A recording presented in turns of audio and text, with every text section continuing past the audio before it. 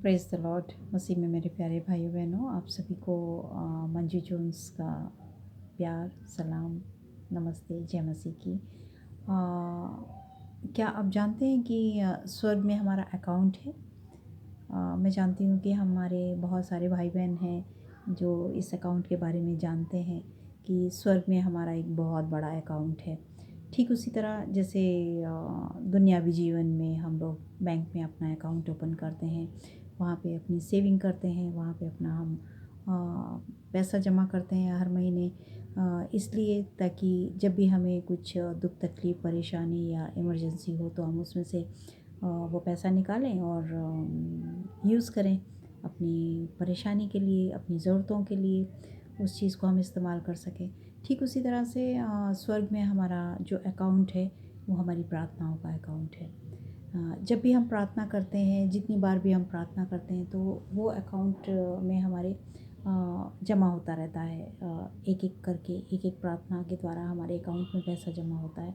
ठीक उसी तरह से हमारी प्रार्थनाओं के द्वारा हमारे अकाउंट में वो चीज़ें जमा होती रहती हैं परमेश्वर के पास में, ताकि जब हमको ज़रूरत पड़े तो हमारी प्रार्थनाएँ जो है वो हमारे लिए काम आ सकें। जब दूसरों के लिए हम करते हैं तो वो भी हमारे अकाउंट में जमा होती हैं।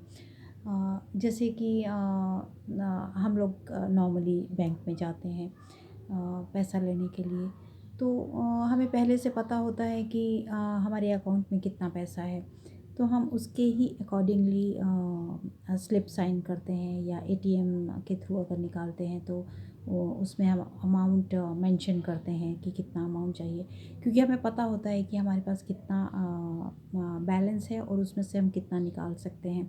बैंक मैनेजर के पास जाते हैं जब हम लोग पैसा निकालने के लिए, तो हमें पहले से पता होता है कि हमारे अकाउंट में कितना पैसा है और हम बहुत कॉन्फिडेंट होते हैं इस बात के लिए कि जितना भी पैसा हम निकालने जा रहे हैं वो हमको मिलेगा, क्योंकि हमें पता है कि हमारे अकाउंट में इतना पैसा है और उसमें से हम इतना पैसा निकालेंगे और मैनेजर हमें दे देगा विदाउट एनी क्वेश्चन।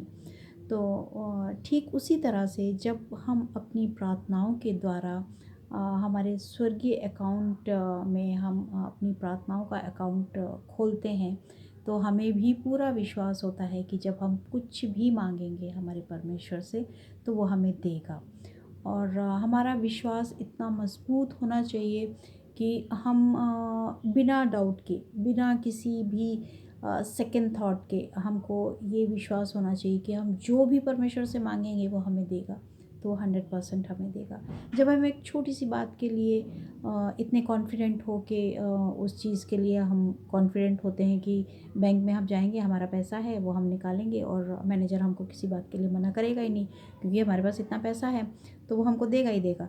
तो ठीक उसी तरह से जब हम इतनी छोटी सी बात के लिए इतने कॉन्फिडेंट हो सकते हैं, तो हम अपने प्रार्थनाओं के अकाउंट के लिए क्यों कॉन्फिडेंट नहीं हो सकते। तो हमें उसके लिए भी हमेशा कॉन्फिडेंट होना चाहिए, अपने विश्वास में दृढ़ होना चाहिए, और हमें पता होना चाहिए कि परमेश्वर के पास हमारे अकाउंट में कितना बैलेंस है और वो हमें ज़रूर देगा। इस बात के लिए हमें पूरा पूरा कॉन्फिडेंट होना चाहिए अपने आप के ऊपर। और जब हम पूरे विश्वास के साथ मांगते हैं तो वो हमें ज़रूर देता है, 100% देता है, क्योंकि ये उसी का प्रॉमिस है, उसी का वादा है। उसी ने हमसे कहा है कि जो तुम मांगोगे तुम्हें दिया जाएगा।